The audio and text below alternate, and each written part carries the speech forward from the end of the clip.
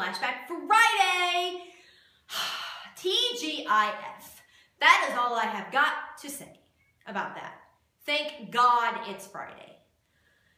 It has been one of those weeks where it's just been really, really good and then emotionally exhausted at the same time, and I am just ready to fall over. But I am here happy with a smile on my face because today we are going to talk about one of my favorite episodes of Ghost Adventures, the Riddle House. I love this episode because it is classic, like, suspenseful, what's going to happen episode. Like, there's so much that goes on in such a little amount of time that you are left reeling and wanting even more than you did before you started watching it. And so due to that, and because I did not really give a proper recap on Monday because I just kind of gotten sassy and went on a rant, I decided I'm going to just chill today and do just a good old-fashioned recap and tell you a little bit about why I love the Riddle House episode so much. So as always, a very brief history before we get into why I loved the episode. The Riddle House is located in West Palm Beach, Florida, in a touristy village reenactment thingy called Yesteryear Village, which is actually a couple of miles from its original location down the road. It was a former funeral parlor, and it was also a former residence that was owned by, you guessed it, the Riddles. And then they moved the home to this village and redid it and remodeled it and such. And now it's a tourist attraction that is insanely freaking haunted. As always, the GAC did all their interviews with the different people that worked there or been there and experienced something. Not one person has been there who has not had some sort of experience where they've been touched or pulled or just had a bad feeling. And you could just see in these people's eyes that they knew something was there, and it was dark. And the house does have some history in the sense that there has been a suicide there. The area is just full of ghosts. And like they said in the show, that it was built for the living and has kind of become a home for the dead. The whole place is just insanely freaking haunted.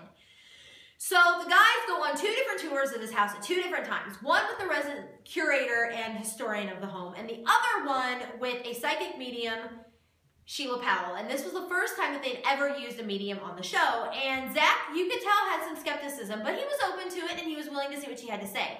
So they did the historical one first and got all the information from her so that they would know if Sheila was, legit or cuckoo for Cocoa Puffs. So as they're going through with Sheila, they see her change and her demeanor changes, and you can just see her picking up on all this energy.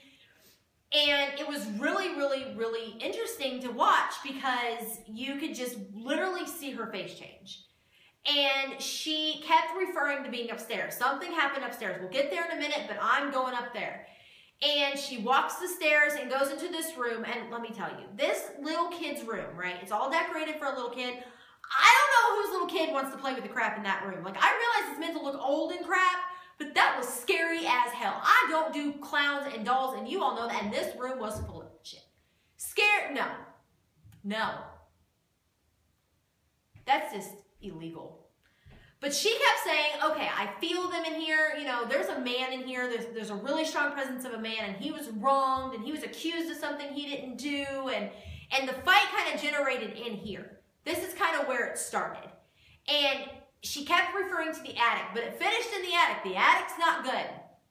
And so they finally moved to the attic, and she gets to the doorway of the attic and just stops. She's like, there is a wall here. This is thick. I do not like this. And she's like, and he really does not like men.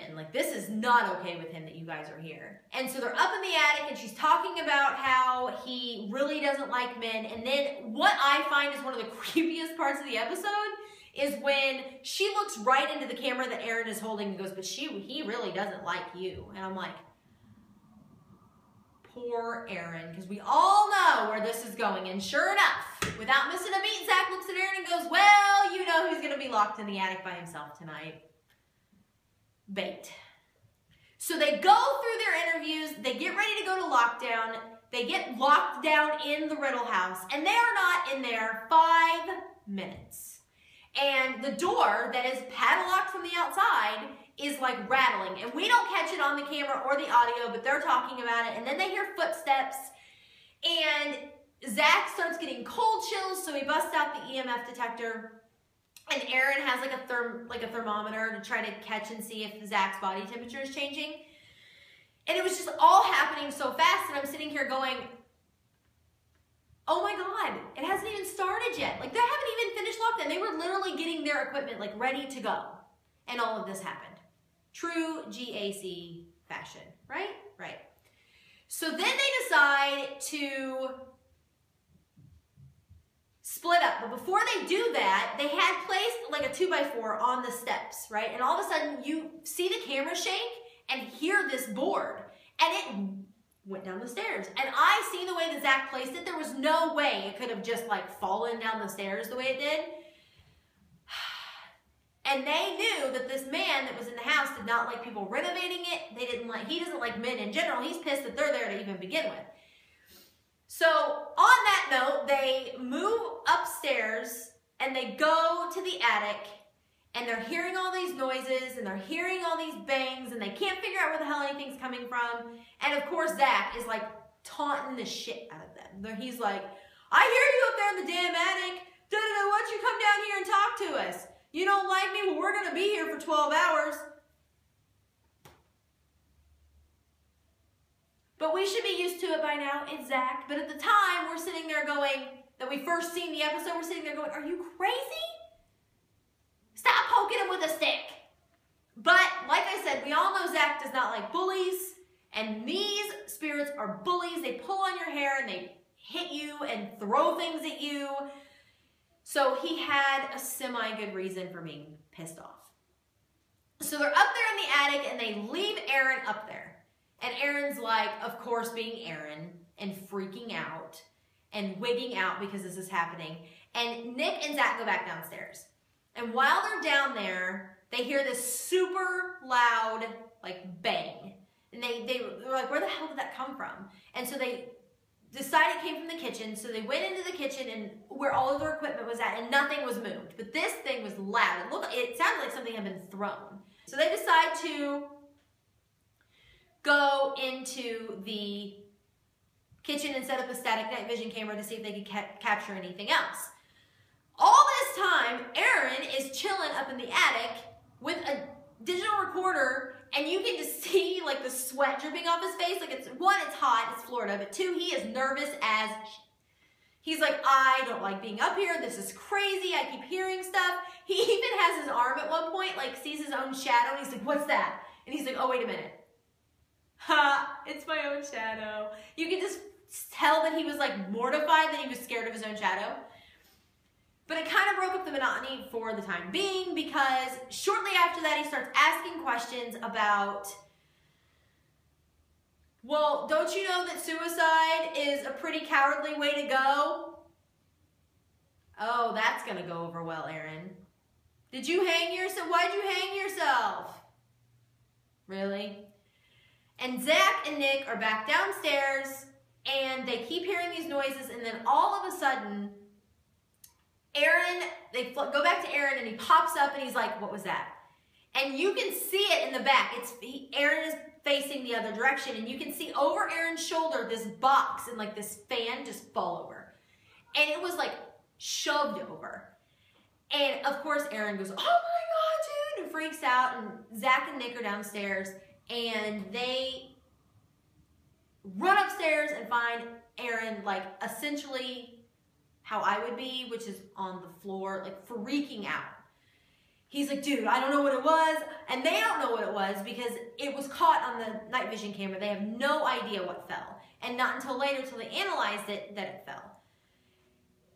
And Aaron was like, I'm out, dude, I'm leaving.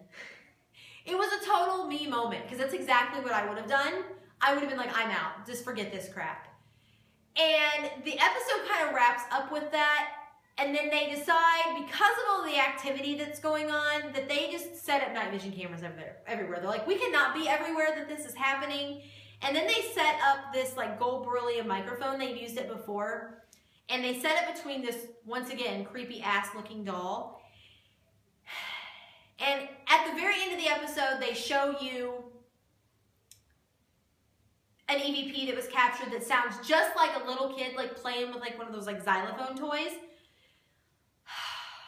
I, at that point, was coming out of my skin because of everything that I had seen, and I was just trying to wrap my head around all the evidence that I had seen, and it was just one of those episodes where I truly fell in love with Ghost Adventures. And I think that's probably why it's one of my favorites, is I remember watching that episode for the first time and thinking, I'm never gonna miss an episode again. Because even if the episode before was not as good, or the episode next week will not be as good, I know that if I keep watching, something is gonna happen that's gonna make my jaw hit the floor. And that's exactly what the Riddle House did. There was just so much evidence. That would be one episode where if you were a skeptic before, you are not gonna be after you watch it. The things that happened, you just could not analyze. You could not scientifically prove to debunk how some of that stuff happened. Like the board falling off the steps. They had a flag in the corner that was like leaned in the corner, and it literally fell over. It didn't slide out. Like, you know, if you lean something in a corner too far, it slides down and hits the floor. Not this flag. It literally was like someone picked it from the top and threw it on the floor.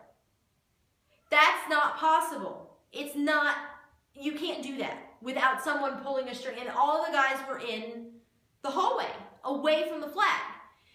And they had been told that whoever's in the house does not like flags. And so everything that people had been saying was backed up by the claims that Zach, Nick, and Aaron experienced. And it was just such a fantastic episode that it was truly the one that made me fall in love with the show. And I've never missed an episode since, and I never will until it isn't on TV anymore. So, like I said, pretty basic recap.